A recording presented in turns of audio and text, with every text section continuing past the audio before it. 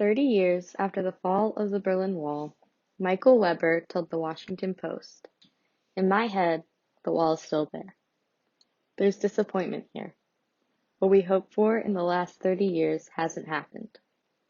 The destruction of the Berlin Wall was supposed to unite East and West Germany into one singular country. However, the economic ramifications of the years of division and communist influence on East Berlin were never truly resolved, and there continued to be many differences between the two states. But to understand what really happened, we have to go back to the beginning. At the end of World War II, the Soviet Union invaded Berlin. Shortly thereafter, parts of Germany had no choice but to surrender to communist influence. The Allied victors, consisting of the United States, France, Great Britain, and Russia, divided Germany and Berlin into 4 occupation zones. The Soviet Union had control of East Berlin and East Germany, while the United States, France, and Great Britain split control of West Berlin and West Germany. The Soviet Union isolated West and East Berlin from each other and cut off water and transportation to West Berlin in an attempt to drive democratic influence out of Berlin as a whole. The United States, Great Britain, and France supplied West Berlin with resources by aircraft. The Soviet Union established their own government in East Berlin and ceased to prevent resources from coming to West Berlin, after realizing it was not accomplishing their goal. The Allies proclaimed Germany as its own state. However, the Soviet Union did not retreat. West Germany and West Berlin thrived in a capitalist economy and democracy, while East Germany and East Berlin were still communist. People in East Germany revolted to try to get better working conditions, pay, and hours, but their attempts were crushed and did not accomplish anything. The Soviet Union's second attempt to prevent democratic influence from infiltrating East Germany happened in 1961 with the construction of the Berlin Wall. It began as a barbed wire fence around West Berlin and evolved into a 12-foot concrete wall that ran 96 miles long around the perimeter. People were infuriated by the construction of the wall, so much so that other countries got involved to speak out against it. On June 26, 1961, John F. Kennedy visited Berlin and gave his famous speech, "Ich bin ein Berliner." Free men, wherever they may live, are citizens of Berlin. And therefore, as a free man, I take pride in the words, "Ich bin ein Berliner."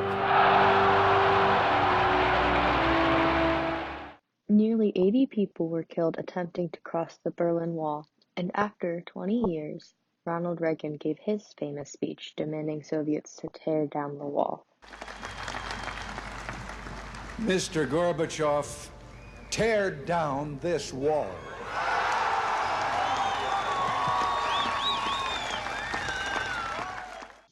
A couple years after, many government officials in East Berlin resigned, and one accidentally reported that East Berliners would be free to travel without restrictions, causing an overwhelming amount of people to flood the wall in an attempt to escape into West Berlin.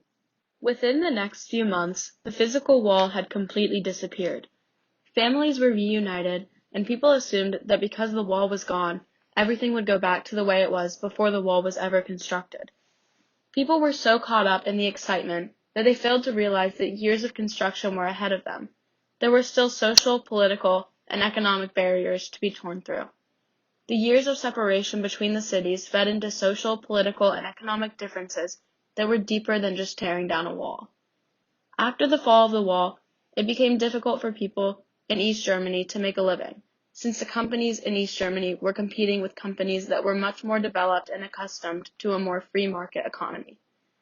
Many companies went out of business in East Germany, leaving workers without jobs and forcing them into poverty. These economic ramifications, as well as the obvious economic differences from before the fall of the wall, have made East Germany lag behind the West even today. East Germany has higher unemployment rates, lower average incomes, and lower gross domestic product per capita. While it is true that East Germany is in better economic condition than it was before the fall of the wall, it is still significantly behind.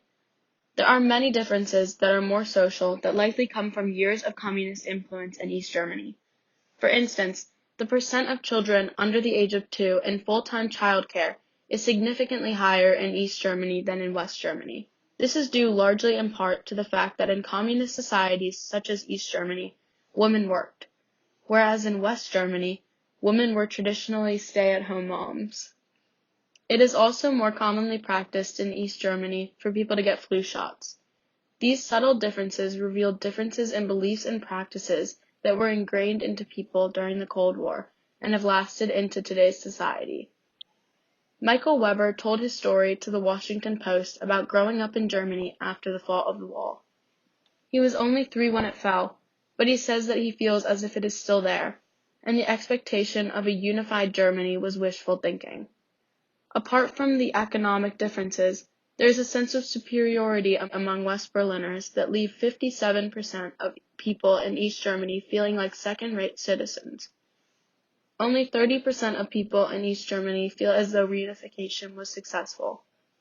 Michael Weber is among that 38%, and he feels that in the amount of time that has passed, there should be more changes being made. He feels that East Germany should not still lag behind the West, and people shouldn't be satisfied with anything short of equal. Not only are there clear statistical differences between East and West Germany, but there are personal testimonies from people like Michael Weber who feel inferior to West Berliners to prove that the simple act of tearing down the wall was not enough to reunite East and West Germany. Wollt ihr denn dann alle hin? Um 20 Uhr! Mauer weg! Mauer weg! Mauer weg!